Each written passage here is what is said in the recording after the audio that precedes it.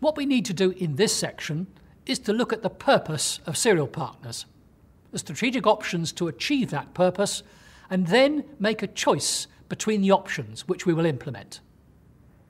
Let's begin with company purpose, which in the book is explored under the three headings of vision, mission, and objectives.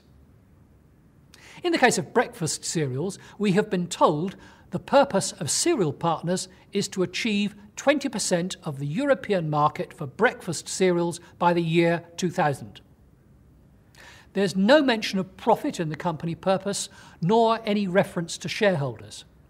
However, we can assume that they would expect to make reasonable profits. Clearly, this brief statement of purpose oversimplifies a very important aspect of strategy in practice.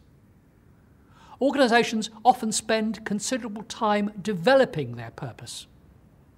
They may well look at the analysis of the environment and the resources and the demands of shareholders and other stakeholders in developing their purpose.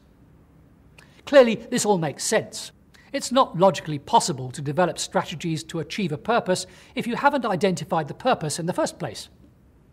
The book devotes 3 chapters to exploring strategic purpose. However, in this case, we will accept the limited definition of purpose provided by serial partners and move on to consider the prescriptive strategy options.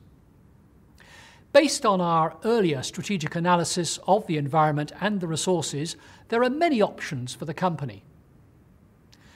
In this case, we have identified only 3 main options. It's usually possible to produce a long list of possible options for any prescriptive strategy. I once saw a strategic plan with over 20 options. The problem is that long lists are difficult to analyse in sufficient depth, and most organisations can only cope in practice with a limited number of options. This is the important concept of bounded rationality, in the words of Syatt and March, and it's described in the implementation chapter in the book. Clearly, there's no particular significance in the choice of 3 options.